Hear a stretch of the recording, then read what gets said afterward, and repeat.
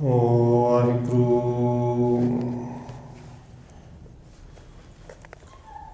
ਇੱਕ ਓੰਕਾਰ ਸਤਿਨਾਮ ਕਰਤਾ ਪੁਰਖ ਨਿਰਭਉ ਨਿਰਵੈਰ ਅਕਾਲ ਮੂਰਤ ਅਜੂਨੀ ਸੈਭੰ ਗੁਰ ਪ੍ਰਸਾਦ। ਜਿਤਾ ਜੀਉ ਪਿੰਡ ਸਭ ਤੇਰਾ, ਤੂੰ ਅੰਤਰਜਾਮੀ ਪੁਰਖ ਭਗਵਾਨ। ਦਾਸਨ ਦਾਸ ਕਹਿ ਜਨ ਨਾਨਕ, ਜਿਹਾ ਤੂੰ ਕਰਾਹੇ ਤਿਹਾ ਹਉ ਕਰੀ ਵਖਿਆਣ। ਗੁਰ ਨਾਨਕ ਪਦ ਪੰਕਜ ਬੰਦਨ, ਪਾਦ ਪੰਕਜ ਬੰਦਨ। ਸਿਮਰੋ ਅੰਗਦ ਦੁਖ ਨਿਕੰਦਨ, ਗੁਰ ਅਮਰਦਾਸ ਹਿਰਦੈ ਨਿਤ ਧਿਆਵੋ, ਹਿਰਦੈ ਨਿਤ ਧਿਆਵੋ। ਗੁਰ ਰਾਮਦਾਸ ਗੁਣ ਗਾਵੋ, ਗੁਰ ਅਰਜਨ ਬਿਘਨ ਕੇ ਨਾਸਕ, ਬਿਘਨ ਕੇ ਨਾਸਕ। ਗੁਰ ਹਰਿਗੋਬਿੰਦ ਸ਼ੁਭ ਸੁਮਤ ਪ੍ਰਕਾਸ਼ਕ। ਸ਼੍ਰੀ ਹਰਿ ਰਾਇ ਨਮੋ ਕਰ ਜੋਰੀ, ਨਮੋ ਕਰ ਜੋਰੀ।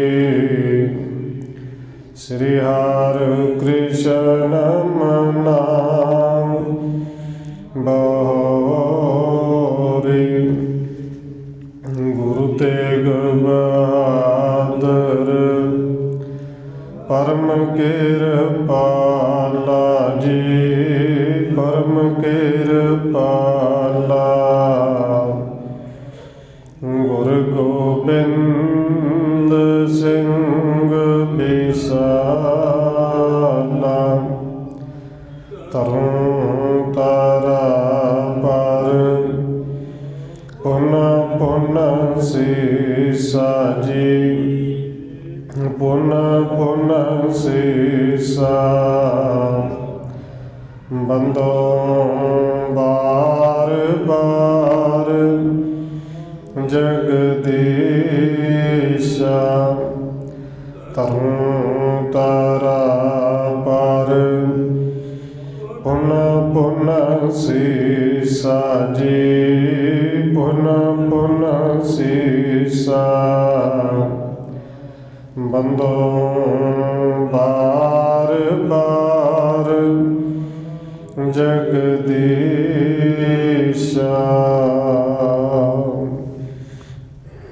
ਜਿਸ ਮਹਿ ਅੰਮ੍ਰਿਤ ਗਿਆਨ ਹੈ, ਮਾਣਕ ਭਗਤ ਬੈਰਾਗ। ਸ਼੍ਰੀ ਗੁਰੂ ਗ੍ਰੰਥ ਸਾਹਿਬ ਉਦਦ, ਬੰਦੋ ਕਰ ਅਨੁਰਾਗ। ਇਕ ਓੰਕਾਰ ਸਤਿਗੁਰੂ ਜਿਹ ਪ੍ਰਸਾਦ ਸਚ ਹੋਏ। ਵਾਹਿਗੁਰੂ ਜੀ ਕੀ ਫਤਿਹ ਹੈ, ਬਿਘਨ ਬਿਨਾਸਣ ਸੋਏ। ਇਕ ਓੰਕਾਰ ਸਤਿਗੁਰੂ जे प्रसाद सच होए। वाहिगुरु जी की फतेह है, बिघन बिनासण सोए। वाहिगुरु जी श्लोक फरीद। कवण सो अखर कवण गुण, कवण समणिया मंत। कवण सुविसो हम करी, जित वस आवै कंत।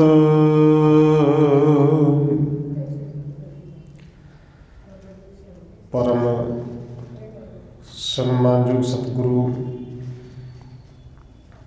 चवर छत्र तखत दे मालक हाजरा हजूर जाहरा जहूर सतगुरु जुगों जोगा टल सतगुरु धन श्री गुरु ग्रंथ साहिब महाराज सच्चे पातशाह जी की पावन पवित्र हजूरी अंदर जुड़ बैठे सतसंगी जनों, आप जी बड़े भागा वाले हो जो सत्कारयोग पूजनीक धन माता राजकौर जी के पावन स्थान गुरुद्वारा मंजी साहिब विखे शामां दे दीवाना दियां हाजरियां भर रहे हो।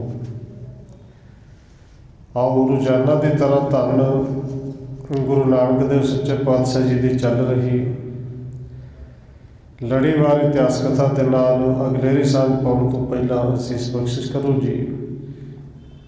रसराम करो पवित्र, जितने भी जुड़ बैठे हो लवाओ हाजरी सारे आखो जी। वाहिगुरु जी का खालसा, वाहिगुरु जी की फतेह।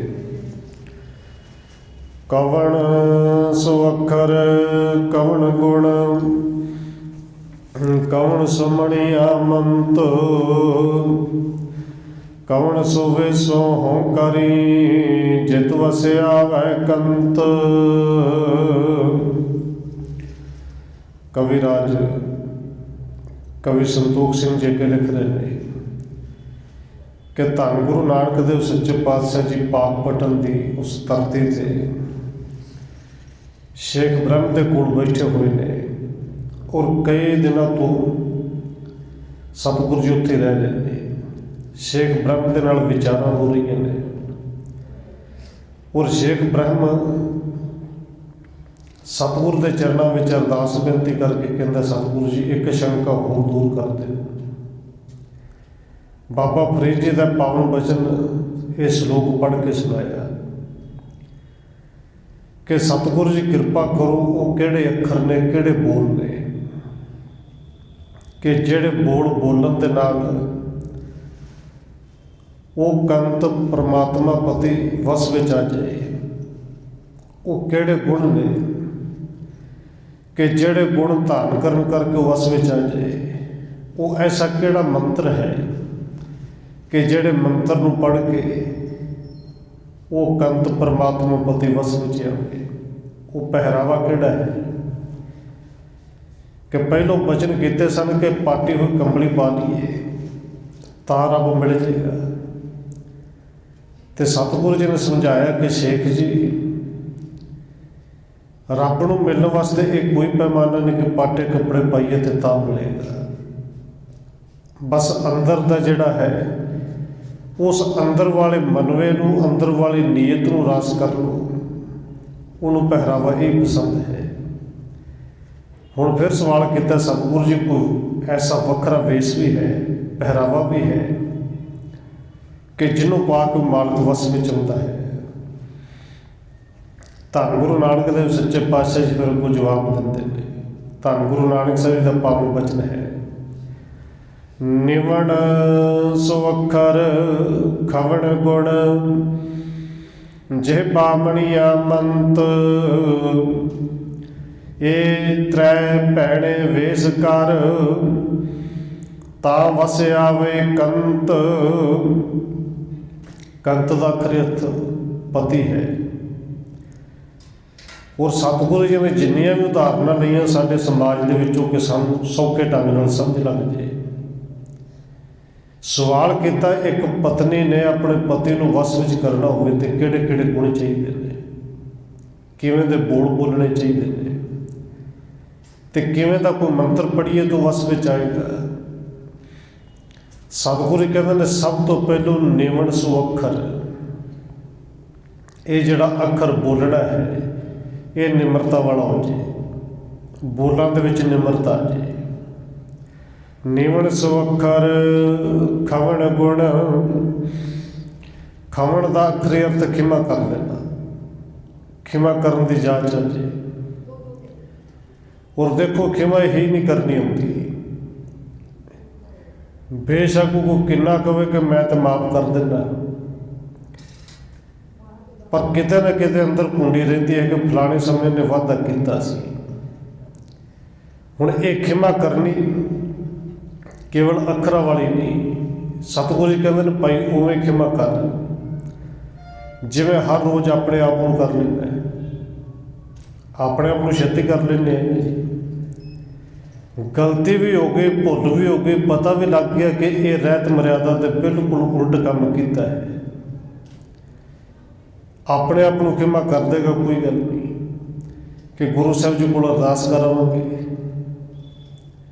ਕੀਤੀ ਭੁੱਲ ਬਖਸ਼ੀ ਜਾਏ ਕਿ ਅੱਗੋਂ ਫਿਰ ਵੇਖੀ ਜਾਏਗੀ, ਕਰਦਾ ਅੱਗੋਂ ਫਿਰ ਹੈ, ਆਪਣੇ ਆਪ ਨੂੰ ਮਾਫ ਕਰਦਾ ਹੈ। ਔਰ ਸਤਿਗੁਰੂ ਜੀ ਕਹਿੰਦੇ ਨੇ ਇਹ ਦੂਜਾ ਗੁਣ ਹੈ, ਜਿਵੇਂ ਆਪਣੇ ਆਪ ਨੂੰ ਖਿਮਾ ਕਰਦਾ ਹੈ ਬੰਦਾ, ਇਵੇਂ ਕੋਈ ਵਧੀਕੀ ਵੀ ਕਰ ਜੇ, ਵਾਧਾ ਵੀ ਕਰ ਜੇ ਤੇ ਸਾਹਮਣੇ ਵਾਲੇ ਨੂੰ ਖਿਮਾ ਕਰਨ ਦਾ ਗੁਣ ਆ ਜੇ। ਜਿਹਬਾ ਮਣੀਆਂ ਮੰਤ, ਤੇ ਜਿਹੜਾ ਮੰਤਰ ਪੜ੍ਹਨਾ ਹੈ ਮੰਤਰ ਪੜ੍ਹਨ ਦੀ ਕੋਈ ਲੋੜ ਨਹੀਂ, ਬਸ ਇਹ ਜ਼ੁਬਾਨ ਨੂੰ ਮੰਤਰ ਬਣਾ ਲੇ। ਜ਼ੁਬਾਨ ਦੇ ਵਿੱਚੋਂ ਉਹ ਬੋਲ ਜਿਹੜੇ ਬੋਲੇ ਇਸ ਤਰ੍ਹਾਂ ਦੇ ਹੋਣ ਜਿਵੇਂ ਕੀਮਤੀ ਮੋਤੀ ਕਰਦੇ ਨੇ, ਭਾਵ ਕਿ ਮਿੱਠਾ ਬੋਲਣ ਦੀ ਜਾਚ ਆ ਜੇ। ਇਵੇਂ ਦਾ ਬੋਲ ਕੋਈ ਨਿਕਲੇ ਨਾ ਕਿ ਜਿਹਦੇ ਨਾਲ ਕਿਸੇ ਦਾ ਵੀ ਅੰਦਰ ਦੁਖੇ। ਔਰ ਸਤਿਗੁਰੂ ਜੀ ਕਹਿੰਦੇ ਨੇ ਬਸ ਇਹੀ ਪਹਿਰਾਵਾ, ਇਹ ਤ੍ਰੈ ਭੈਣੇ ਵੇਸ ਕਰ, ਇਹ ਤਿੰਨ ਪਹਿਰਾਵੇ, ਤਿੰਨ ਵੇਸ਼ ਨੇ ਜਾਂ ਤਿੰਨ ਗੁਣ ਨੇ, ਇਹ ਪਹਿਰਾਵਾ ਪਾ ਤਾਂ ਵਸਿਆ ਵੀ ਕੰਤ। ਇਹ ਸੰਸਾਰਿਕ ਪਤੀ ਦੀ ਗੱਲ ਤੇ ਕਿ ਗੁਰੂ ਸਾਹਿਬ ਜੀ ਕਹਿੰਦੇ ਨੇ ਉਹ ਪਰਿਪੂਰਨ ਪਰਮਾਤਮਾ ਪਤੀ ਪਰਮੇਸ਼ਰ ਜਿਹੜਾ ਉਹ ਵੀ ਵਸ ਵਿੱਚ ਆ ਜਾਏਗਾ। ਸੁਣੋ ਸੇਖ ਨਿਮੜਾ ਸਭ ਆਗੇ, ਅੱਖਰ ਇਹ ਸ਼ੁਭ ਮਾਰਗ ਲਾਗੇ। ਕਵੀ ਰਾਜ ਨੇ ਉਸੇ ਸ਼ਲੋਕ ਦੇ ਗਿਰਥ ਕੀਤੇ ਨੇ ਫਿਰ ਆਪਣੇ ਹਿਸਾਬ ਨਾਲ। ਸਤਿਗੁਰੂ ਕਹਿੰਦੇ ਨੇ ਪੀਰ ਜੀ ਸੇਖ ਜੀ ਸੁਣੋ, ਸਾਰਿਆਂ ਦੇ ਅੱਗੇ ਨਿਉ ਜਾਣਾ, ਇਹ ਜਿਹੜੇ ਸ਼ਬਦ ਦੀ ਵਰਤੋਂ ਕਰੋ, ਨਿਮਰਤਾ ਰੱਖੋ। ਦੇਖੋ ਨਿਉ ਜਾਣਾ ਇਹ ਨਹੀਂ, ਇੱਕ ਤਾਂ ਸ਼ਬਦ ਅਸੀਂ ਬੜੀ ਛੇਤੀ ਵਰਤਨੇ ਕਿ ਅਸੀਂ ਤੇ ਨਿਉਗੇ, ਅੱਗੇ ਬੋਲੇ ਨਹੀਂ, ਲੜੇ ਨਹੀਂ, ਨਿਉਗੇ।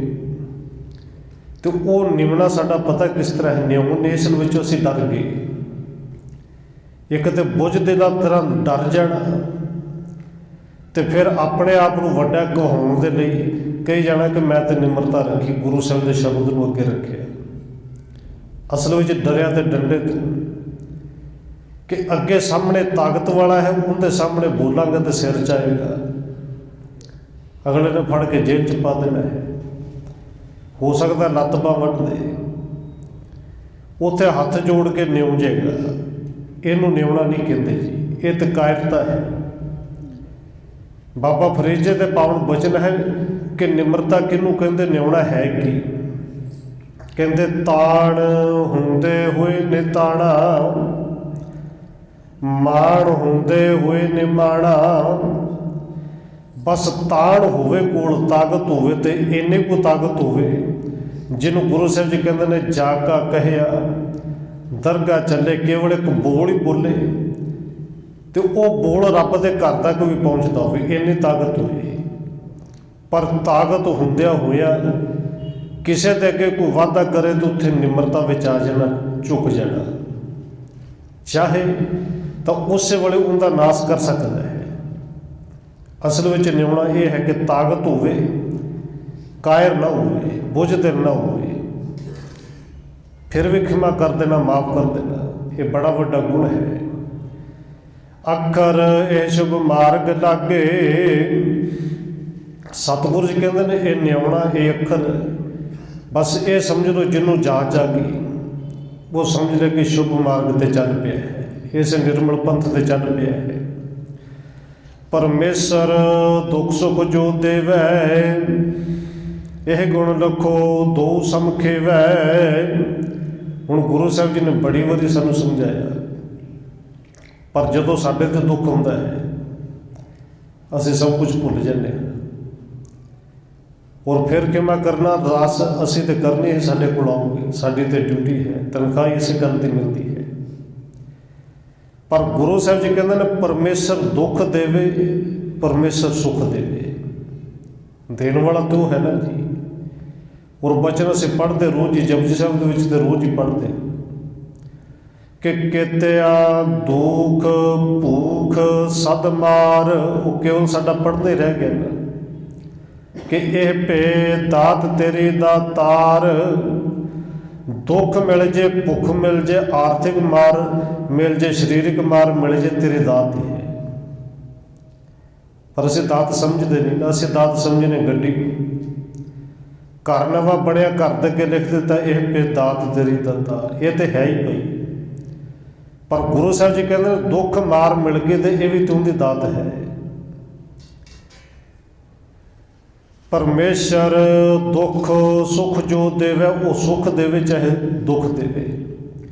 यह गुण लखो दो सम खेवै, ये बड़ा वड्डा गुण है कि उन्होंने दोवां नूं बराबर करके झोली अड्ड के पवा लो कि सुख मिल गया, जिवें सुख दे विच शुकराने दे विच है, दुख वेले भी शुक्र ही करे कि रब जी परमेश्वर जी तेरा शुक्र है, दुख सुख दोवें बराबर करके लवे। और गुरु साहब जी कहते हैं शरीर है, बार बार समझाया है, ये घर है, परिवार है, संसार है, इहदे विच दुख आउणे ने और बार बार आउणे ने, ना सदा दुख टिकिया रहना है, ना ही सदा सुख रहना है। ये तो गुरु साहब जी कहते हैं दो कपड़ियां की तरह ने कि जिवें बंदा कपड़ा एक दो दिन तो वध नहीं पा सकता, ये दुख सुख भी इस तरह ने, 2 दिन नहीं, 4 दिन नहीं, 2 साल 4 साल नहीं, दुख आया जाएगा पर कपड़े की तरह है। गुरु साहब जी कहते हैं उन्होंने समझना भी कपड़े की तरह है कि दोएदार दुख सुख दोएदार कपड़े, पहरे जाए मनुख, ये तो पाने पैने भाई, दुख सुख होना है। और सतगुरु जी कहते हैं बड़ा वड्डा गुण है कि दुख भी सुख भी दोवां नूं बराबर करके झोली च पवाए। पर दुख किहड़ा लैंदा है जी, दुख वाले शुकराना तो दूर की गल, उलांभे देते हैं। उलांभे भी की, जे सीधा कहिए तो लड़ी दा गुरु नाल कि इन्ना असीं पाठ करने वाले, इन्ना नितनम करने वाले, बाणी पढ़ने वाले, मैनूं बुखार हो गया, ये तो नहीं सी होना चाहिए, किते सट लग गई तो नहीं सी लगनी चाहिए। हुण गुरु साहब जी कृपा करते हैं, ये दुख देवे चाहे सुख देवे, ये रब की मर्जी है, ये उनका भाड़ा है, दोवां नूं बराबर करके लवे। रसना सिफत बिकै करतारा, मणिया मंत जानिए चारा। ते ये जिहड़ा मणिया है, मंत है, मंत्र होर कोई नहीं। रसना दे नाल बोलना कोई है, जिहड़े बोलां दे विचों सिफत उस करतार दे निकलदी होवे। मिठा बोलना इवें दा बोलना कि जिवें अंदरों रसना दे विचों मोती ते डिगदे हो। सिफत सलाह वाली बाणी बोलनी है। इस बिद कराए होए वसकंता, बहुरो नदर धरै भगवंता। सतगुरु जी कहते हैं बस इस ढंग दे नाल ये वेश पावे, इन्हां गुणां नूं धारण करे, वो कंत पति परमेश्वर वस विच आउंदा है। बहुरो नदर धरै भगवंता, फिर वो परमेश्वर अपनी नदर भी करता है, रहमत भी करता है। कह सेख करके सुन बेरा, बहुर रलायो सगरो चेरा। हुण पीर शेख इब्राहिम जी उत्थे हथ जोड़ के कहते हैं कि सतगुरु जी ਕਿਰਪਾ ਕਰੋ। ਇਹ ਜਿਹੜੇ ਬਖੇੜੇ ਨੇ ਕਈ ਤਰ੍ਹਾਂ ਦੇ ਸ਼ੰਕੇ ਵੀ ਨੇ। ਇਹ ਬਖੇੜਾ ਜਿਹੜਾ ਕਿਤੇ ਦਿਸਦਾ ਹੈ, ਮੇਰਾ ਇਹ ਵੀ ਜਿਹੜਾ ਦੂਰ ਕਰੋ। ਤੇ ਸਤਿਗੁਰੂ ਜੀ ਕਹਿੰਦੇ ਨੇ ਭਾਈ ਦੱਸੋ, ਪੁੱਛੋ ਕਿਹੜਾ ਬਖੇੜਾ ਹੈ। ਹੁਣ ਇੱਕ ਤੇ ਕਹਿੰਦੇ ਨੇ ਸੇਵਾ ਤੇ ਹੈ ਨਦਰ ਅਭੇਵਾ, ਕਿਦੋਂ ਨਦਰ ਤੇ ਹੋਵੇ ਸੇਵਾ। ਸਤਿਗੁਰੂ ਜੀ ਕਿਰਪਾ ਕਰਕੇ ਇਹ ਦੱਸੋ ਕਿ ਸੇਵਾ ਕਰਨ ਦੇ ਨਾਲ, ਸਿਮਰਨ ਕਰਨ ਦੇ ਨਾਲ ਪ੍ਰਭੂ ਦੀ ਨਜ਼ਰ ਹੁੰਦੀ ਹੈ ਕਿ ਜਾਂ ਪ੍ਰਭੂ ਦੀ ਨਜ਼ਰ ਹੋਵੇ, ਮਿਹਰ ਹੋ ਜੇ ਤੇ ਫਿਰ ਸੇਵਾ ਹੁੰਦੀ ਹੈ। ਔਰ ਦੇਖੋ ਜਦੋਂ ਇੱਥੇ ਕੰਮ ਸਿਮਰਨ ਵਾਲੇ ਪਾਸੇ, ਅੰਮ੍ਰਿਤ ਪਾਨ ਕਰਨ ਵਾਲੇ ਪਾਸੇ ਆਵੇ ਨਾ, ਕੋਈ ਖੰਡੇ ਬਾਟੇ ਦੀ ਪਹੁ ਨਾ ਹੋ। ਇਹ ਸਿੱਖ ਦੀ ਸਭ ਤੋਂ ਪਹਿਲੀ ਰਹਿਤ ਹੈ ਕਿ ਭਾਈ ਹੁਣ ਤੇ 70 ਸਾਲ ਹੋ ਗਏ, ਹੁਣ ਤੇ ਲੰਘ ਗਏ, ਹੁਣ ਤੇ ਛਕ ਲਓ। ਜਵਾਬ ਇਹ ਮਿਲਦਾ ਕਿ ਗੁਰੂ ਕਿਰਪਾ ਕਰੇਗਾ, ਛਕ ਲਓ। ਰੋਜ਼ ਅੰਮ੍ਰਿਤ ਵੇਲੇ ਗੁਰੂ ਘਰ ਦੇ ਵਿੱਚ ਵੀ ਆਉਣਾ, ਸੇਵਾ ਵੀ ਸਾਰੀ ਕਰਨੀ, ਕੇਸ ਵੀ ਮੰਨਣੇ, ਆਪਣੇ ਆਪ ਨੂੰ ਸਿੱਖ ਵੀ ਕਹਿਣਾ ਵੀ ਹੁਣ ਤੇ ਦਾੜਾ ਪ੍ਰਕਾਸ਼ ਕਰ ਲਓ, ਗੁਰੂ ਕਿਰਪਾ ਕਰੇਗਾ ਫਿਰ ਕਰ ਲਵਾਂਗੇ। ਆਪਾਂ ਗੱਲ ਗੁਰੂ ਤੇ ਸੁੱਟ ਦਿੱਤੀ, ਪਰ ਗੁਰੂ ਨੇ ਅਸਲ ਵਿੱਚ ਸਾਰੇ ਸਾਡੇ ਸਿਰ ਤੇ ਸੁੱਟੀ ਹੈ। ਭਾਈ ਇਹ ਉਦਮ ਕਰਨਾ, ਮਿਹਨਤ ਕਰਨੀ, ਸਿਮਰਨ ਕਰਨਾ, ਸੇਵਾ ਕਰਨਾ, ਇਹ ਤੇਰਾ ਫਰਜ਼ ਹੈ। ਪਰ ਇਹ ਸਾਰਾ ਕੁਝ ਕਰਕੇ ਦਾਅਵਾ ਨਹੀਂ ਕਿ ਮੈਂ ਕੀਤਾ ਤੇ ਮੈਨੂੰ ਮਿਹਰ ਦੀ ਨਿਗਾਹ ਮਿਲ ਜਾਏ। ਉਹਨੇ ਸਵਾਲ ਕੀਤਾ ਕਿ ਸੇਵਾ ਕਰੀਏ ਰੱਬ ਖੁਸ਼ ਹੁੰਦਾ ਹੈ, ਗੁਰੂ ਖੁਸ਼ ਹੁੰਦਾ ਹੈ, ਕਿ ਜਾਂ ਗੁਰੂ ਮਿਹਰ ਕਰੇ ਤੇ ਸੇਵਾ ਹੁੰਦੀ ਤਾਂ ਹੈ। ਇਹ ਨਿਰਣੈ ਕਰ ਮੋਹਿ ਬਤਾਵੋ, ਹਿਰਦੇ ਤੇ ਸਭ ਭਰਮ ਮਿਟਾਵੋ। ਸਤਿਗੁਰੂ ਜੀ ਕਿਰਪਾ ਕਰੋ, ਇਹ ਨਿਰਣਾ ਕਰਕੇ ਸਮਝਾਓ, ਮੇਰੇ ਅੰਦਰ ਦੇ ਇਸ ਭਰਮ ਨੂੰ ਦੂਰ ਕਰੋ। ਸੇਖ ਬਚਨ ਕੋ ਸੁਣ ਜਗਨਾਥਾ, ਕਹਿਓ ਸ਼ਲੋਕ ਬਹੁ ਤਿਨ ਸਾਥਾ। ਸ਼ੇਖ ਬ੍ਰਹਮ ਜੀ ਦੇ ਬਚਨ ਸੁਣ ਕੇ ਧੰਨ ਗੁਰੂ ਨਾਨਕ ਦੇਵ ਸੱਚੇ ਪਾਤਸ਼ਾਹ ਜੀ, ਜਗਤ ਦੇ ਮਾਲਕ, ਉਹਨਾਂ ਨੇ ਫਿਰ ਇੱਕ ਸ਼ਲੋਕ ਉਚਾਰਨ ਕੀਤਾ। ਸ਼ਲੋਕ ਮਹਲਾ ਪਹਿਲਾ, ਸੇਵਾ ਕਰੇ ਜੋ ਕੰਤ ਕੇ, ਕੰਤ ਤਿਸੇ ਕਾ ਹੋਏ। ਗਰਬੇ ਕੰਤ ਨਾ ਪਾਈਐ, ਭਾਵੈ ਖਰੇ ਸਵਾਲਿਓ ਹੋਏ। ਔਰ ਇੱਕ ਬੇਨਤੀ ਕਰਦੇ, ਇਹ ਸ਼ਲੋਕ ਭਾਵੇਂ ਕਵੀ ਸੰਤੋਖ ਸਿੰਘ ਨੇ ਲਿਖਿਆ ਕਿ ਸ਼ਲੋਕ ਮਹੱਲਾ ਪਹਿਲਾ, ਪਰ ਇਹ ਜਿਹੜਾ ਸ਼ਲੋਕ ਹੈ ਧੰਨ ਗੁਰੂ ਗ੍ਰੰਥ ਸਾਹਿਬ ਦੇ ਵਿੱਚ ਨਹੀਂ। ਤੇ ਜੇ ਗੁਰੂ ਗ੍ਰੰਥ ਸਾਹਿਬ ਦੇ ਵਿੱਚ ਨਹੀਂ ਤੇ ਫਿਰ ਆਪਾਂ ਕਹਿ ਸਕਦੇ ਕਿ ਧੰਨ ਗੁਰੂ ਨਾਨਕ ਸਾਹਿਬ ਦਾ ਨਹੀਂ। ਕਵੀ ਸੰਤੋਖ ਸਿੰਘ ਨੇ ਇੱਕ ਕਵਿਤਾ ਦੇ ਰੂਪ ਲਿਖਿਆ ਹੋਣਾ ਕਿ ਗੁਰੂ ਸਾਹਿਬ ਜਿਸ ਤਰ੍ਹਾਂ ਕਹਿੰਦੇ ਨੇ। ਹੁਣ ਜਵਾਬ ਦਿੰਦੇ ਨੇ ਕਿ ਸੇਵਾ ਕਰੇ ਜੋ ਕੰਤ ਕੇ, ਕੰਤ ਤਿਸੇ ਕਾ ਹੋਏ। ਸਤਿਗੁਰੂ ਜੀ ਕਹਿੰਦੇ ਨੇ ਇਹ ਗੱਲ ਤੇ ਪੱਕੀ ਹੈ, ਜਿਹੜਾ ਕੋਈ ਆਪਣੇ ਕੰਤ ਦੇ ਪਤੀ ਪਰਮੇਸ਼ਰ ਦੀ ਸੇਵਾ ਕਰੇ ਉਹ ਪਰਮੇਸ਼ਰ ਉਸੇ ਦਾ ਹੋ ਜਾਂਦਾ ਹੈ। ਗਰਬੇ ਕੰਤ ਨਾ ਪਾਈਐ, ਭਾਵੈ ਖਰੇ ਸੁਆਲਿਓ ਹੋਏ। ਪਰ ਜੇ ਅੰਦਰ ਗਰਭ ਹੈ, ਹੰਕਾਰ, ਔਰ ਸੇਵਾ ਕਰਕੇ ਆਮ ਤੌਰ 'ਤੇ ਆ ਜਾਂਦਾ ਹੈ। ਸੇਵਾ ਨਾ ਕੀਤੀ ਹੋਵੇ ਫਿਰ ਤਾਂ ਹੁੰਦਾ ਵੀ ਆਪਣੇ ਆਪ ਨੂੰ ਬੰਦਾ ਕਹੀ ਜਾਏ ਅਸੀਂ ਤੇ ਕਲਯੁਗੀ ਹਾਂ, ਪਾਪੀ ਹਾਂ, ਸੇਵਾ ਕਦੇ ਕੀਤੀ ਨਹੀਂ। ਪਰ ਸੇਵਾ ਕਰਕੇ ਅਕਸਰ ਗਰਭ ਹੰਕਾਰ ਆ ਜਾਂਦਾ ਹੈ ਕਿ ਮੇਰੇ ਵਰਗਾ ਸੇਵਾਦਾਰ ਕਿਹੜਾ। ਸਤਿਗੁਰੂ ਕਹਿੰਦੇ ਨੇ ਜੇ ਅੰਦਰ ਗਰਭ ਹੋਵੇ, ਹੰਕਾਰ ਹੋਵੇ ਤੇ ਕੰਤ ਦੇ ਪਤੀ ਦੀ ਪ੍ਰਾਪਤੀ ਕਦੇ ਨਹੀਂ ਹੋ ਸਕਦੀ, ਭਾਵੇਂ ਕਿੰਨੀ ਜੀਵ ਰੂਪੀ ਇਸਤਰੀ ਸੋਹਣੀ ਹੋਵੇ। ਔਰ ਸਤਿਗੁਰੂ ਜੀ ਨੇ ਪਾਵਨ ਬਚਨ ਕਿਹਾ ਹੈ, ਅਤ ਸੁੰਦਰ ਕੁਲੀਨ ਚਤੁਰ, ਮੁਖ ਗਿਆਨੀ ਧਨਵੰਤ, ਮਿਰਤਕ ਕਹੀਐ ਨਾਨਕਾ। ਜੇ ਪ੍ਰੇਤ ਨਹੀਂ ਭਗਵੰਤ, ਅਤ ਦਾ ਸੋਹਣਾ ਵੀ ਬੰਦਾ ਹੋਵੇ, ਚਤੁਰ ਵੀ ਬੜਾ ਹੋਵੇ, ਗਿਆਨਵਾਨ ਵੀ ਬੜਾ ਹੋਵੇ, ਪਰ ਜੇ ਅੰਦਰ ਪ੍ਰੇਮ ਨਹੀਂ, ਸਿਮਰਨ ਨਹੀਂ, ਸੇਵਾ ਨਹੀਂ, ਫਿਰ ਤੇ ਲਾਸ਼ ਹੀ ਹੈ। ਫਿਰ ਤੇ ਸਤਿਗੁਰੂ ਕਹਿੰਦੇ ਮਿਰਤਕ ਕਹੀਏ ਨਾਨਕਾ। ਹਾਂ, ਜਿਨ੍ਹਾਂ ਦੇ ਅੰਦਰ ਗਰਭ ਹੈ, ਹੰਕਾਰ ਹੈ, ਉਹਨਾਂ ਨੂੰ ਪਤੀ ਪਰਮਾਤਮਾ ਦੀ ਕਦੇ ਪ੍ਰਾਪਤੀ ਨਹੀਂ। ਸੁਣੋ ਸੇਖ ਨਿਸ਼ਚੈ ਮਨ ਜਾਨੋ, सेवा मूल सबन की मानो। सतगुरु कहते हैं शेख जी सुनो और सुन के इस गल ते निश्चय कर लो कि सेवा ते सिमरन ये मुੱਢ है,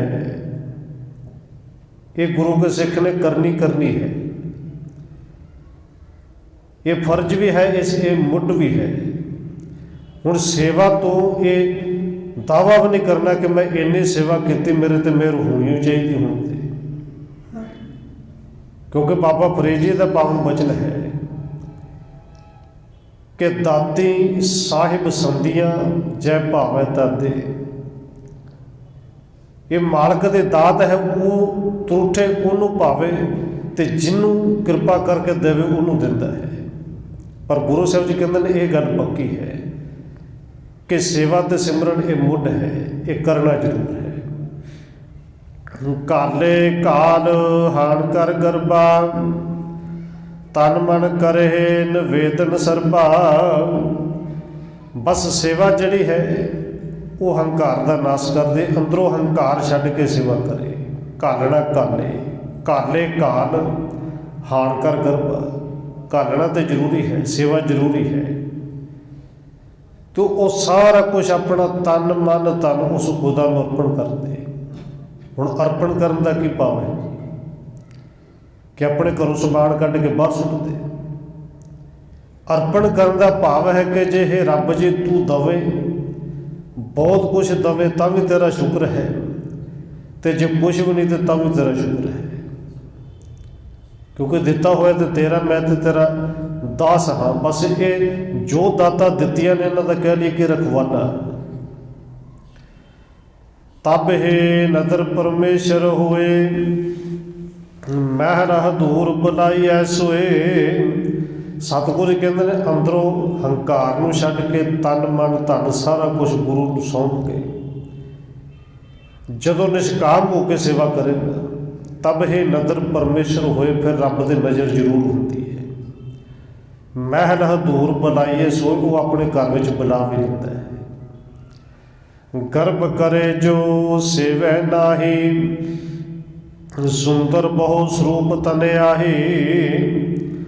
हुण सतगुरु जी कहते होवे हंकार, सेवा भावना अंदर ना होवे, तो वो जीव रूपे इस्त्री शरीर करके पावे जिन्नी मंदी जड़ी वो सोहनी होवे, जिन्नी मर्जी सोहनी होवे, स्वरूप होवे। तेह समीप कंत नहीं आवे, गर्भ युगत नह तेह को भावै। हुण सौखा गल नूं समझण वास्ते इत्थे जीव रूपी इस्त्री ते परमात्मा की गल है। पति परमात्मा ते पत्नी असीं सारी। सतगुरु जी कहते हैं जे सेवा नहीं, सिमरन नहीं, अंदर हंकार है, तेह समीप कंत नहीं आवे। पति उनके नेड़े आउंदा ही नहीं, क्योंकि गर्भ युगत नह तेह को भावै। अंदर गर्भ हंकार है,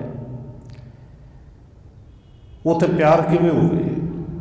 हुण देखो छोटी जी उदाहरण है, साडे घरां दे विचों, परिवारां दे विचों पति 8-10 घंटे 12 घंटे बाहर काम करके आया होवे, आके घर थकिया टुटिया पानी का गिलास मंगे कि भागवत ने पानी का गिलास दे। और बहुत सारे सानू ऐसे घर मिलते हैं, अगों जवाब मिलेगा तेरे हाथ टूटे ने, पा के पी लिया। देखो जे तो वो आवारागर्दी करके आया होवे, ताश खेड के आया होवे, और बिना मतलब तो घूम फिर के आया होवे कि फलाने की रैली च गया जी, फलाने च मैं जलूस च गया, फलाने की रैली च गया। भी जे तू रैलियां दे विच जाके ना कुछ घूमे, फिर तो पा के पी, फिर तो बीबी ठीक है। और कई बार फिर इन्हां गल्लां तो पंचायत भी होंदी है, और सियाणे बंदे फिर समझ भी जाते हैं कि जदों शिकायत दे विच फिर कहंदा कि मैं पानी मंगे पे ने पानी नहीं दिता। फिर सियाणे पुछदे ने कि बीबी पानी नहीं दिता, वो कहंदी मेरी भी गल सुन कि कोई काम नहीं, सारा दिन वेला घूम के आए तो आके पानी नहीं पी सकता। हुण सियाणा तो कहेगा बिल्कुल बीबी के हक च गल भी ठीक है, तेरे किहड़ा टूटे ने, कोई वेला ही आया पी लै। पर जे अगला काम करके आया थका टुटिया है तो बीबी फिर भी ये कहे ਤੇ ਜਿਹੜੇ ਸਿਆਣੇ ਨੇ ਉਹ ਕਈ ਵਾਰੀ ਬੀਬੀ ਦੇ ਹੱਕ 'ਚ ਫਿਰ ਵੀ ਗੱਲ ਕਰਦੇ ਨੇ, ਕਿਉਂ ਜੀ, ਕਿ ਬੀਬੀ ਠੀਕ ਕਹਿੰਦੀ ਹੈ, ਕਿਉਂਕਿ ਇਹਨੇ ਇਸ ਘਰ ਵਿੱਚ ਵਸਣਾ ਹੀ ਨਹੀਂ। ਔਰ ਕਹਿੰਦੇ ਕਿ ਮੈਂ ਵਸਣਾ ਨਹੀਂ, ਜੇ ਪੁੱਛੇ ਕਿ ਸ਼ਿਕਾਇਤ ਕੀ, ਵਸਣਾ ਕਿਉਂ ਨਹੀਂ, ਅੱਗੋਂ ਜਵਾਬ ਮਿਲੇਗਾ, ਦੇਖੋ ਜਦੋਂ ਇਹ ਰੋਟੀ ਖਾਂਦਾ ਇਹਨਾਂ ਦੀ ਦਾੜੀ ਹਿੱਲਦੀ ਹੈ, ਮਤਲਬ ਬਿਨਾਂ ਮਤਲਬ ਤੋਂ, ਬਿਨਾਂ ਗੱਲ ਤੋਂ ਕਲੇਸ਼ ਕਰਦਾ। ਤੇ ਜਿਹਦੇ ਅੰਦਰ ਇਵੇਂ ਦੀ ਭਾਵਨਾ ਹੋਵੇ ਤੇ ਸਾਡੇ ਘਰਾਂ ਦੀ ਗੱਲ ਹੈ ਕਿ ਹਰ ਇੱਕ ਗੱਲ ਤੇ ਉਲਾਂਭਾ ਗੁਰੂ ਨੂੰ, ਰੱਬ ਨੂੰ ਦੇਣਾ, ਅੰਦਰ ਹੰਕਾਰ ਇੰਨਾ ਹੋਣਾ, ਤੇ ਫਿਰ ਕਵੇ ਉਹ ਰੱਬ ਪਤੀ ਪਰਮੇਸ਼ਰ ਮੇਰੀ ਸੇਜ ਤੇ ਨਹੀਂ ਆਇਆ। ਬਈ ਐਵੇਂ ਤੇ ਨਹੀਂ ਹੁੰਦਾ। ਛੁੱਟੜ ਮਹਿਲਾ ਹੈ ਸੋ ਦੁਹਾਗਣ, ਨਿਰਹੰਕਾਰ ਸਦੈਵ ਸੁਹਾਗਣ। ਕਹਿੰਦੇ ਬਿਲਕੁਲ ਉਹ ਮਨੁੱਖ ਉਸ ਛੁੱਟੜ ਦੁਹਾਗਣ ਦੀ ਤਰ੍ਹਾਂ ਹੈ, ਜਿਹੜੀ ਸੁਹਾਗਣ ਹੁੰਦਿਆਂ ਹੋਇਆ ਵੀ ਦੁਹਾਗਣਾ ਤਰ੍ਹਾਂ ਆਪਣਾ ਜੀਵਨ ਬਤੀਤ ਕਰ ਰਹੀ ਹੈ। ਸੇਵਾ ਤੇ ਸਾਹਿਬ ਬਸੇ, ਦੇਖੇ ਕਰੁਣਾ ਡੀਠ। ਹਾਂ ਵੀ ਜਦੋਂ ਉਸ ਮਾਲਕ ਨੇ, ਪਤੀ ਪਰਮੇਸ਼ਰ ਨੇ ਵਸ ਵਿੱਚ ਆਉਣਾ ਸੇਵਾ ਕਰਕੇ ਹੈ, ਸਿਮਰਨ ਕਰਕੇ ਹੈ, ਉਹ ਫਿਰ ਕਿਰਪਾ ਵੀ ਕਰਦਾ। ਦੇਖੇ ਕਰੁਣਾ ਡੀਠ, ਕਰੁਣਾ ਕਿਰਪਾ ਦੀ ਨਜ਼ਰ ਕਰਕੇ ਜ਼ਰੂਰ ਵੇਖਦਾ ਹੈ। ਸੁਖ ਸੁਹਾਗ ਮਾਣੇ ਸਦਾ, ਮਿਲਤੇ ਆਪਣੇ ਈਠ। ਤੇ ਸੇਵਾ ਕਰਨ ਵਾਲੇ ਹੀ ਅਸਲ ਵਿੱਚ ਬੀਬੀ ਜਿਹੜੀ ਇਸਤਰੀ ਹੈ ਉਹ ਸੁਹਾਗਣ ਹੈ। ਇੱਥੇ ਸੁਹਾਗ ਦਾ ਅਰਥ ਕਰਾਂਗੇ ਗੁਰਮੁਖ ਹੈ, ਸੇਵਾ ਕਰਨ ਵਾਲਾ ਹੀ ਗੁਰਮੁਖ ਹੈ, ਤੇ ਉਹ ਹੀ ਆਪਣੇ ਪਤੀ ਪਰਮੇਸ਼ਰ ਦਾ ਸਾਥ ਮੰਨਦਾ ਹੈ। ਸੁਣੇ ਬਚਨ ਸਿਰੇ ਗੁਰ ਕੇ ਜਬ ਹੀ, ਕਰ ਦਵੈ ਪਦ ਪਰ ਲਾਏ ਤਬ ਹੀ। ਹੁਣ ਜਦੋਂ ਧੰਨ ਗੁਰੂ ਨਾਨਕ ਦੇਵ ਸੱਚੇ ਪਾਤਸ਼ਾਹ ਜੀ ਦੇ ਪਾਵਨ ਬਚਨ ਸੁਣੇ ਕਿ ਦੇਖੋ ਸੇਵਾ ਜ਼ਰੂਰੀ ਹੈ, ਔਰ ਸੇਵਾ ਕਰਕੇ ਹੀ ਪਤੀ ਪਰਮਾਤਮਾ ਜੇ ਵਸ ਵਿੱਚ ਆਉਂਦਾ ਹੈ, ਤੇ ਸੰਸਾਰਿਕ ਪਤੀ ਵੀ ਇਸੇ ਤਰ੍ਹਾਂ ਹੀ ਹੈ ਨਾ ਭਾਈ।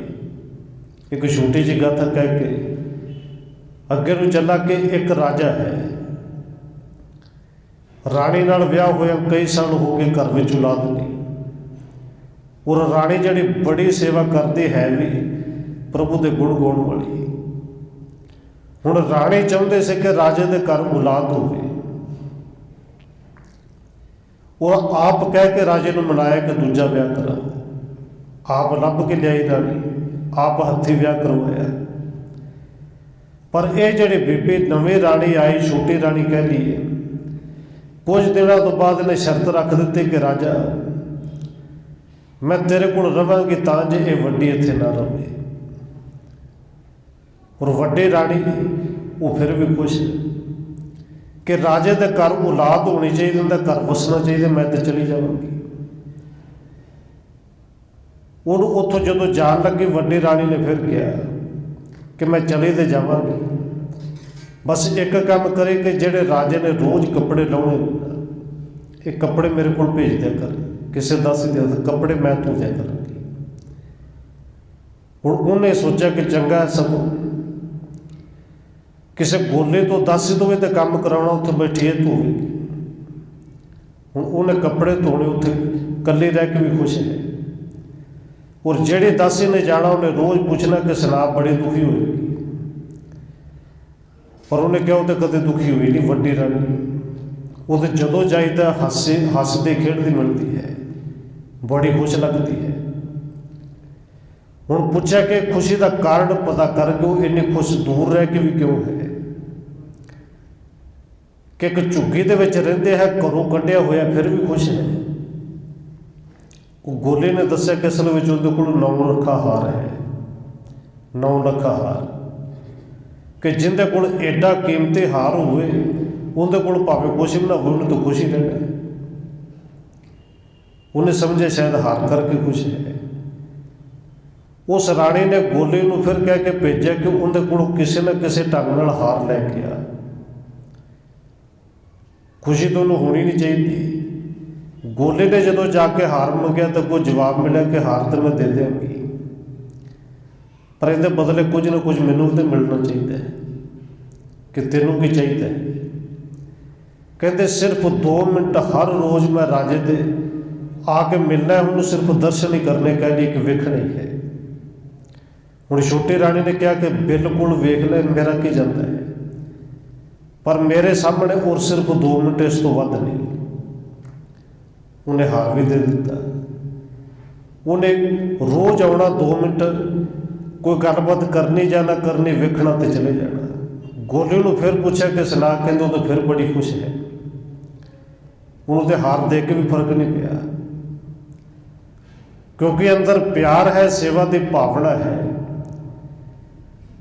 ਤੇ ਜਦੋਂ ਰਾਣੀ ਨੇ ਧੰਨਵਾਦ ਕੀਤਾ ਕਿ ਰਾਜੇ, ਛੋਟੀ ਰਾਣੀ ਦਾ ਧੰਨਵਾਦ ਕੀਤਾ ਕਿ ਤੇਰੇ ਕਰਕੇ ਰਾਜੇ ਨੂੰ ਮਿਲਣ ਦਾ ਸਮਾਂ ਚਲੋ 2 ਮਿੰਟ ਤੇ ਮਿਲਿਆ। ਜਦੋਂ ਧੰਨਵਾਦ ਕੀਤਾ ਰਾਜੇ ਦਾ, ਤੇ ਰਾਜਾ ਕਹਿੰਦਾ ਛੋਟੀ ਰਾਣੀ ਦਾ ਕਰ, ਕਿ 2 ਮਿੰਟ ਮਿਲਣ ਦੀ ਇਜਾਜ਼ਤ ਇਹਨੇ ਦਿੱਤੀ। ਔਰ ਵੱਡੇ ਨੇ ਉਦੋਂ ਕੌੜਾ ਬੋਲ ਕੇ ਕਿਹਾ ਕਿ ਇਵੇਂ ਦੀ ਰਾਣੀ ਨਾਲੋਂ ਤੇ ਨਾ ਹੀ ਹੁੰਦੀ ਤੇ ਠੀਕ ਸੀ। ਇਹਨੇ 9 ਲੱਖ ਦੇ ਵਿੱਚ ਤੇਰੇ ਦਰਸ਼ਨ ਵੇਚੇ ਨੇ, 9 ਲੱਖ ਹਾਰ ਲਿਆ ਤੇ ਤਾਂ ਦਰਸ਼ਨ ਕਰਨ ਦੀ ਨੇ ਆਗਿਆ ਦਿੱਤੀ ਹੈ। ਹੁਣ ਜਿਹਦੇ ਅੰਦਰ ਕੇਵਲ ਤੇ ਕੇਵਲ ਪਦਾਰਥਾਂ ਦੀ ਚਾਹਤ ਹੋਵੇ ਤੇ ਗੁਰੂ ਦੇ ਕੋਲ ਆ ਕੇ ਫਿਰ ਭਾਵੇਂ ਰੋਜ਼ ਕਹੀ ਜਾ ਕਿ ਮੈਂ ਬੜਾ ਵੱਡਾ ਸਿੱਖ, ਬੜੀ ਵੱਡੀ ਭਗਤ ਨਹੀਂ। ਹੁਣ ਉੱਥੇ ਸਤਿਗੁਰੂ ਜੀ ਕਿਰਪਾ ਕਰਦੇ ਨੇ, ਉਹ ਰਾਜੇ ਨੂੰ ਤਾਂ ਪਤਾ ਲੱਗਿਆ ਕਿ ਭੁੱਲ ਗਿਆ ਕਿ ਜਿਹੜੇ 9 ਲੱਖ ਦੇ ਬਦਲੇ ਮੇਰੇ ਦਰਸ਼ਨ ਵੇਚ ਸਕਦੀ ਹੈ, ਮੇਰੀ ਕੁਝ ਵੀ ਵੇਚ ਸਕਦੀ, ਮੇਰੀ ਲੱਗਦੀ ਕੀ ਹੈ। ਇਹ ਤਾਂ ਸੱਕੀ ਨਾ ਹੋਈ। ਔਰ ਗੁਰੂ ਸਾਹਿਬ ਜੀ ਸਮਝਾਉਂਦੇ ਨੇ ਬਿਲਕੁਲ ਉਹ ਰੱਬ ਪਤੀ ਪਰਮੇਸ਼ਰ ਇਸੇ ਤਰ੍ਹਾਂ ਹੀ ਖੁਸ਼ ਹੁੰਦਾ, ਸੇਵਾ ਕਰਕੇ, ਵਿਖਾਵੇ ਕਰਕੇ ਨਹੀਂ, ਸਿਮਰਨ ਕਰਕੇ। ਜਦੋਂ ਵਸ ਵਿੱਚ ਆਵੇਗਾ ਉਹਨੇ ਸੇਵਾ ਕਰਕੇ ਆਉਣਾ ਹੈ। ਸੁਣੇ ਬਚਨ ਸਿਰੇ ਗੁਰ ਕੇ ਜਬ ਹੀ, ਕਰ ਦਵੈ ਪਦ ਪਰ ਲਾਏ ਤਬ ਹੀ। ਗੁਰੂ ਸਾਹਿਬ ਦੇ ਬਚਨ ਸੁਣ ਕੇ ਸ਼ੇਖ ਬ੍ਰਹਮ ਜੀ ਨੇ ਦੋਵੇਂ ਹੱਥ ਗੁਰੂ ਸਾਹਿਬ ਦੇ ਚਰਨਾਂ ਤੇ ਲਾਏ। ਪੁਣ ਸਿਰ ਮਸਤਕ ਮੁਖ ਪਰ ਫੇਰੇ, ਧਨ ਭਾਗ ਆਪਣੇ ਬਡਹੇਰੇ। ਫਿਰ ਜਿਹੜੇ ਚਰਨਾਂ ਨਾਲ, ਜਿਹੜੇ ਹੱਥਾਂ ਨਾਲ ਗੁਰੂ ਸਾਹਿਬ ਦੇ ਚਰਨ ਫੜੇ, ਉਹ ਦੋਵੇਂ ਹੱਥ ਨੇ ਆਪਣੇ ਮੱਥੇ ਤੇ ਲਾਏ ਸ਼ੇਖ ਬ੍ਰਹਮ ਨੇ। ਔਰ ਮੱਥੇ ਤੇ ਗੁਰੂ ਸਾਹਿਬ ਦੇ ਚਰਨਾਂ ਦੇ ਧੂੜ ਲਾ ਕੇ ਆਪਣੇ ਵੱਡੇ ਭਾਗ ਸਮਝੇ, ਧਨ ਭਾਗ ਸਮਝੇ। ਸਣ ਮੁਖੇ ਉਚਰੇ ਬਚਨ ਕਨੇਰੇ, ਅਬ ਮੁਝ ਜਾਨੋ ਸਭ ਨਿਜ ਚੇਰੇ। ਇਹ ਸ਼ੇਖ ਬ੍ਰਹਮ ਹੱਥ ਜੋੜ ਕੇ ਕਹਿੰਦਾ ਕਿ ਸਤਿਗੁਰੂ ਤੁਹਾਡੇ ਸਾਹਮਣੇ ਬਹੁਤ ਕੁਝ ਬੋਲਿਆ, ਬੜੇ ਬਚਨ ਕਹੇ ਨੇ, ਪਰ ਕਿਰਪਾ ਕਰੋ ਹੁਣ ਮੈਨੂੰ ਆਪਣਾ ਸੇਵਕ, ਆਪਣਾ ਸਿੱਖ ਜਾਣ ਕੇ ਜੇ ਕੋਈ ਵੱਧ ਵੀ ਬੋਲਿਆ ਤਾਂ ਮੈਨੂੰ ਖਿਮਾ ਕਰ ਦੇ। ਅੱਜ ਤੋਂ ਮੈਂ ਆਪ ਜੀ ਦਾ ਸਿੱਖ। ਸ਼ੇਖ ਨਿਕਟ ਤੇ ਸੁਣ ਕਰ ਬਾਨੀ, ਇੱਕ ਸ਼ਲੋਕ ਉਚਰਿਓ ਗੁਣ ਖਾਨੀ। ਸ਼ੇਖ ਬ੍ਰਹਮ ਤੋਂ ਇਹ ਨਿਮਰਤਾ ਵਾਲੇ ਬੋਲ ਸੁਣ ਕੇ ਗੁਰੂ ਸਾਹਿਬ ਨੇ ਇੱਕ ਸ਼ਲੋਕ ਹੋਰ ਉਚਾਰਨ ਕੀਤਾ। ਤੇ ਸ਼ਲੋਕ ਉਚਾਰਨ ਕਰਕੇ ਕਹਿੰਦੇ ਨੇ, ਸ਼ੇਖ ਜੀ ਤੂੰ ਕੋਈ ਬਹੁਤਾ ਨਹੀਂ ਬੋਲਿਆ, ਤੂੰ ਕੋਈ ਮਾੜਾ ਨਹੀਂ ਬੋਲਿਆ। ਇਵੇਂ ਦੇ ਬੋਲ ਤੇ ਰੋਜ਼ ਕੋਈ ਬੋਲਦਾ ਰਹੇ, ਜਿੰਨੇ ਬੋਲੇ ਉਨੇ ਥੋੜ੍ਹੇ ਨੇ। ਸਤਿਗੁਰੂ ਜੀ ਨੇ ਉੱਥੇ ਉਦਾਹਰਨ ਦਿੱਤੀ ਸ਼ਲੋਕ ਦੇ ਵਿੱਚ। ਸ਼ਲੋਕ ਮਹੱਲਾ ਪਹਿਲਾ, ਰੂਪੈ ਕਾ ਮੈਂ ਦੋਸ ਤੇ, ਭੁੱਖੈ ਸਾਧੈ ਗੰਢ। ਲੱਭੈ ਮਾਲੈ ਘੁਲ ਮਿਲ, ਮਿਚਲ ਉਂਗੈ ਸੌੜ ਪਲੰਗ। ਹੁਣ ਸਤਿਗੁਰੂ ਜੀ ਨੇ ਉਦਾਹਰਨ ਦਿੱਤੀ, ਕਹਿੰਦੇ ਦੇਖੋ ਰੂਪੈ ਕਾਮੈ ਦੋਸਤੀ, ਕਾਮੀ ਮਨੁੱਖ ਹੋਵੇ ਤੇ ਉਹਨੂੰ ਰੂਪ ਦੇ ਨਾਲ ਜ਼ਿਆਦਾ ਦੋਸਤੀ ਰਹਿੰਦੀ ਹੈ, ਚਾਹਤ ਰਹਿੰਦੀ ਹੈ। ਹੁਣ ਗੁਰੂ ਸਾਹਿਬ ਜੀ ਨੇ ਤੇ ਕਿਰਪਾ ਕੀਤੀ ਕਿ ਜਿਹਨੂੰ ਲੋਕ ਵਿਕਾਰ ਕਹਿੰਦੇ ਨੇ, ਵਿਕਾਰਾਂ ਦੇ ਵਿੱਚੋਂ ਵੀ ਗੁਰੂ ਲੱਭ ਲਏ। ਇਹ ਤੇ ਕਾਮੀ ਮਨੁੱਖ ਦੀ ਗੱਲ ਹੈ। ਕਾਮੀ ਜਿਹੜਾ ਹੈ ਉਹਨੂੰ ਸੋਹਣਾ ਰੂਪ ਪ੍ਰਭਾਵਿਤ ਕਰਦੇ ਕਹਿੰਦੇ ਕਿ ਉਹਦੀ ਮਿੱਤਰਤਾ ਜ਼ਿਆਦਾ ਉਹਦੇ ਨਾਲ ਹੈ।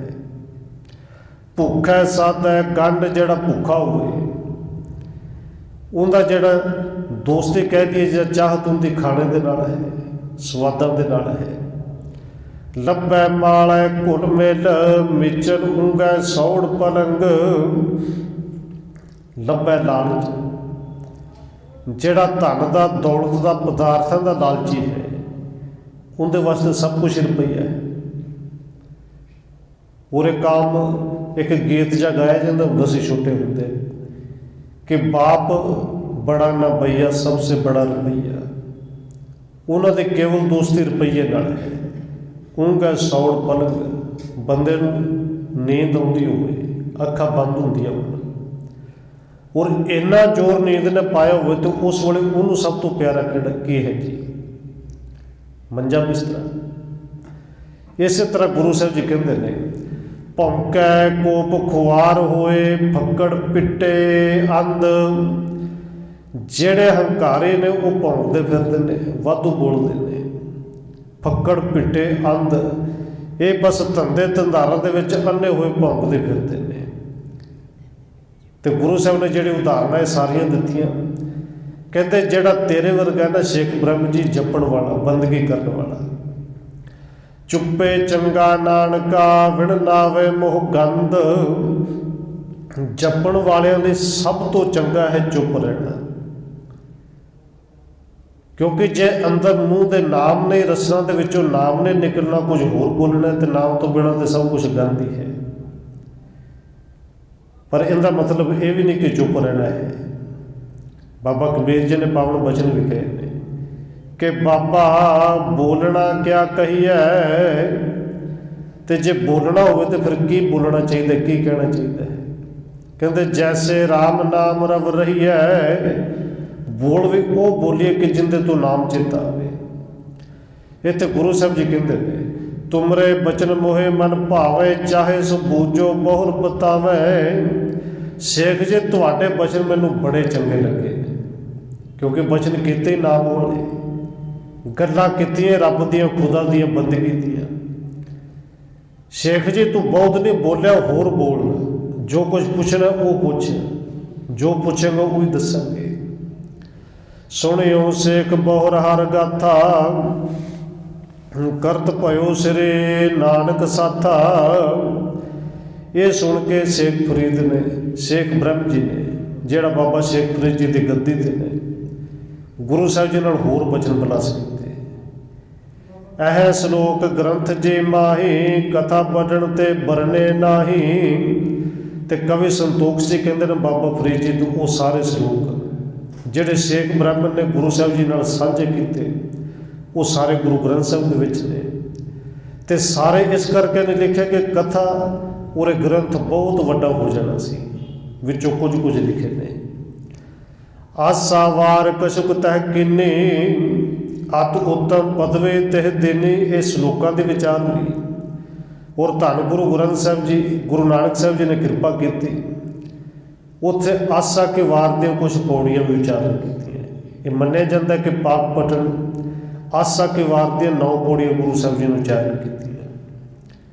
ਇਸ ਤੋਂ ਪਹਿਲਾਂ 15 ਪੌੜੀਆਂ ਜਿਹੜੀਆਂ ਨੇ ਉਹ ਦੁਨੀ ਚੰਦ ਦੀ ਦਿਉੜੀ 'ਚ ਬਹਿ ਕੇ ਲਾਹੌਰ ਵਿੱਚ ਕੀਤੀਆਂ ਸਨ। 24 ਪੌੜੀਆਂ ਨੂੰ ਕੁੱਲ। ਭਇਓ ਮਰੇਦ ਸੇਖ ਤਬ ਗੁਰ ਕੋ, ਬੰਦੇ ਚਰਨ ਪ੍ਰੇਮ ਕਰ ਉਰ ਕੋ। ਬ੍ਰਹਮ ਸ਼ੇਖ ਬ੍ਰਹਮ ਜਿਹੜਾ ਹੈ ਗੁਰੂ ਸਾਹਿਬ ਦਾ ਮੁਰੀਦ ਬਣ ਗਿਆ, ਚੇਲਾ ਬਣ ਗਿਆ, ਸਿੱਖ ਬਣਿਆ। ਗੁਰੂ ਸਾਹਿਬ ਦੇ ਚਰਨਾਂ 'ਚ ਨਮਸਕਾਰ ਕੀਤੀ। ਕਿਤਕ ਦੇ ਉਸ ਤਿਨ ਰਾਖਿਓ ਡੇਰਾ, ਨਿਤ ਪ੍ਰਤ ਕਰਹਿ ਭਾਉ ਕਨੇਰਾ। ਔਰ ਕਈ ਦਿਨ ਗੁਰੂ ਸਾਹਿਬ ਜੀ ਉੱਥੇ ਰਹੇ। ਇਹ ਸਾਰੇ ਸ਼ਲੋਕਾਂ ਦੀ ਬੜੇ ਤਸੱਲੀ ਦੇ ਨਾਲ, ਪਿਆਰ ਦੇ ਨਾਲ ਵਿਚਾਰ ਚਰਚਾ ਹੋਈ। ਇਹ ਪੋਥੇ ਗੁਰੂ ਸਾਹਿਬ ਜੀ ਫਿਰ ਨਾਲ ਵੀ ਲੈ ਕੇ ਆਏ ਸਨ। ਉਹ ਪੋਥੇ ਦਾ ਉਤਾਰਾ ਸੀ, ਜਾਂ ਲਿਖੇ ਉਹ ਸਾਰੇ ਸ਼ਲੋਕ ਜਿਹੜੇ ਗੁਰੂ ਗ੍ਰੰਥ ਸਾਹਿਬ ਦੇ ਵਿੱਚ ਨੇ। ਧੰਨ ਗੁਰੂ ਨਾਨਕ ਸਾਹਿਬ ਜੀ ਉੱਥੋਂ ਲੈ ਕੇ ਆਏ। ਬਹੁਰੋ ਵਿਦਾ ਹੋਏ ਬਰਿਆਏ, ਕੀਨ ਬਿਆਨ ਸ੍ਰੀ ਜਗ ਸਾਈ। ਇੱਥੋਂ ਸਤਿਗੁਰੂ ਜੀ ਫਿਰ ਵਿਦਾ ਲੈ ਕੇ ਅੱਗੇ ਚੱਲੇ। ਅਬ ਜੋ ਹੋਵੇ ਕਥਾ ਅਗਾਰੇ, ਭਾਕੋ ਅਗਲੇ ਧਿਆਓ ਮਜਾਰੀ। ਤੇ ਕਵੀ ਸੰਤੋਖ ਸਿੰਘ ਜੀ ਕਹਿੰਦੇ ਨੇ ਸਤਿਗੁਰੂ ਜੀ ਅੱਗੇ ਧੰਨ ਗੁਰੂ ਨਾਨਕ ਸਾਹਿਬ ਜੀ ਜਿਹੜੀ ਕਥਾ ਹੈ ਉਹ ਫਿਰ ਅਗਲੇ ਅਧਿਆਏ ਦੇ ਵਿੱਚ ਵਰਣਨ ਕਰਾਂਗੇ। ਸਤਿਗੁਰੂ ਜੀ ਕਿਰਪਾ ਕਰਨ ਇੱਥੇ ਅਧਿਆਏ ਖਤਮ ਹੋਇਆ ਹੈ। ਹੋਈਆਂ ਭੁੱਲਾਂ ਦੀ ਖਿਮਾ। ਆਓ 1-2 ਮਿੰਟ ਹੋਰ ਹਾਜ਼ਰੀ ਲਵਾਈਏ, ਫਿਰ ਸਮਾਪਤੀ ਹੈ ਜੀ।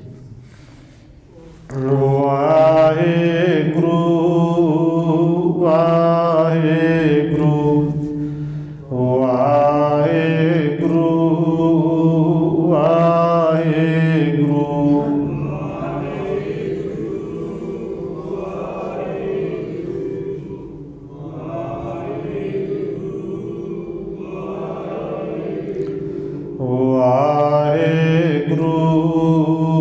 ਵਾਹਿਗੁਰੂ।